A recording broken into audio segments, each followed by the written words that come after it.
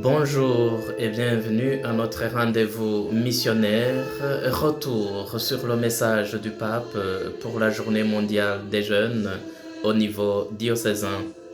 Vous aussi, vous allez rendre témoignage car vous êtes avec moi. Le dit message traite de deux aspects importants du témoignage, à savoir l'amitié avec Dieu et l'engagement de chacun dans la société en tant que bâtisseur de paix. Il comporte 3 points. Premier point, amis, donc témoins. Le témoignage chrétien n'est pas à confondre avec une propagande idéologique. C'est un véritable principe de transformation intérieure et de sensibilisation sociale qui naît de l'amitié avec Jésus, crucifié, mort et ressuscité pour le salut de tous. Jésus appelle amis ceux qu'il a appelés et formés et qui sont restés avec lui pour former sa communauté et pour être envoyés proclamer l'évangile. Ainsi donc, lorsqu'il nous dit « rendez témoignage », il nous assure qu'il nous prend pour ses amis. Jésus veut toujours et seulement notre bien.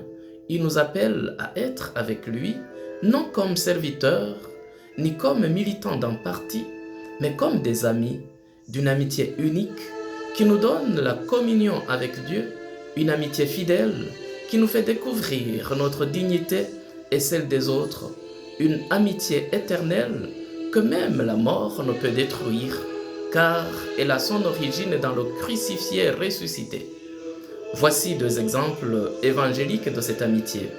Premier exemple, Jean l'apôtre. Jean l'apôtre ne dit jamais son nom. Il se définit comme le disciple que Jésus aimait, une dénomination qui témoigne d'un lien personnel avec Jésus. Ce qui importe pour lui, ce n'est pas son nom, c'est d'être disciple de Jésus, c'est de se sentir aimé de lui, puis de lui témoigner. C'est ce disciple qui témoigne de ces choses et qui les a écrites, et nous savons que son témoignage est vrai, confirme Jean l'apôtre. De même, le témoignage du chrétien est le fruit de la relation de foi et d'amour avec Jésus.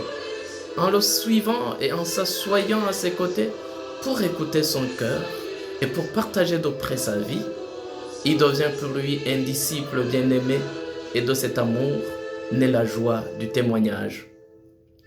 Deuxième exemple, Jean le Baptiste. Jean-Baptiste qui a rendu témoignage à la lumière afin que tous croient par lui et d'une grande renommée parmi le peuple. Pourtant, il se sait qu'il n'est qu'une voix qui indique le Sauveur. Voici l'agneau de Dieu qui enlève les péchés du monde. De lui, nous apprenons que le véritable témoin ne s'attire pas des disciples à lui, n'occupe pas le devant de la scène, ne se proclame pas lui-même. Il est humble et intérieurement libre de dire la vérité devant tous, même face aux puissants. Il reconnaît et montre au monde Jésus, le seul qui sauve.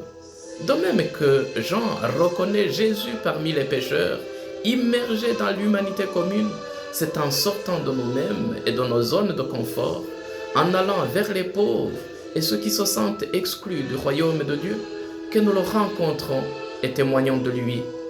Chers jeunes, poursuivez la recherche dans la Bible des amis et des témoins de Jésus. En lisant les évangiles, vous vous rendrez compte que, comme ceux qui vous ont précédés dans la foi, c'est dans votre relation vivante avec le Christ que vous trouverez le vrai sens de la vie.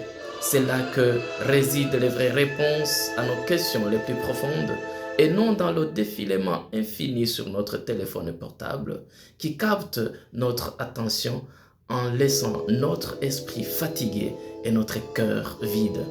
La réalisation de nos désirs authentiques passe toujours par le fait de sortir de nous-mêmes. Deuxième point, témoin, donc missionnaire. Vous les jeunes, vous pouvez devenir des missionnaires du Christ dans le monde. Il y a beaucoup de jeunes qui sont exposés à la violence, contraints d'utiliser les armes, obligés de se séparer de leurs proches, de migrer et de fuir. Beaucoup de jeunes manquent d'instruction et d'autres biens essentiels.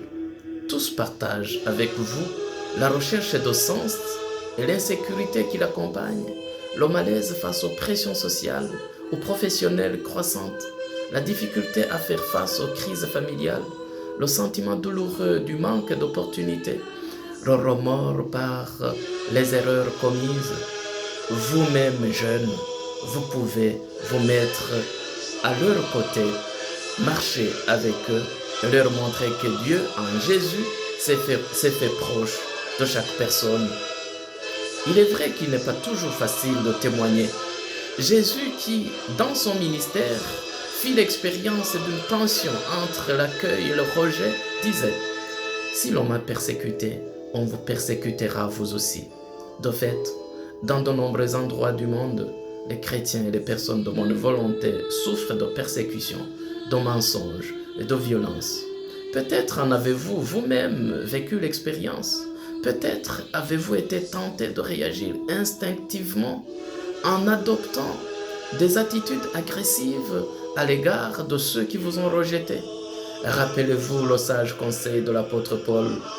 Ne te laisse pas vaincre par le mal, mais sois vainqueur du mal par le bien. Troisième point, la fraternité comme lien de paix. L'amitié avec le Christ est un don du Saint-Esprit en nous qui nous fait voir dans l'autre un frère, une sœur. De cette amitié naît un mode de vie qui porte en lui le caractère de fraternité. Celui qui a rencontré le Christ apporte partout la chaleur et la saveur de la fraternité.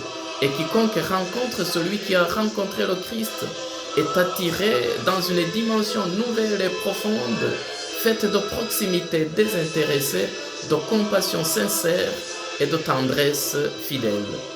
Le témoignage de fraternité et de paix que suscite en nous l'amitié avec le Christ nous élève au-dessus de l'indifférence et de la paresse spirituelle, nous aidant à surmonter les fermetures et les soupçons, et les nous lie les uns aux autres, nous pousse à nous engager ensemble pour construire de nouvelles conditions de vie pour tous. Ne suivez donc pas ceux qui utilisent les mots de la foi pour diviser. Organisez-vous plutôt pour éliminer les inégalités et réconcilier les communautés polarisées et opprimées. Merci à vous tous qui nous avez écoutés. Bonne fête du Christ est roi de l'univers. Bonne célébration de la journée mondiale de la jeunesse dans vos diocèses respectifs.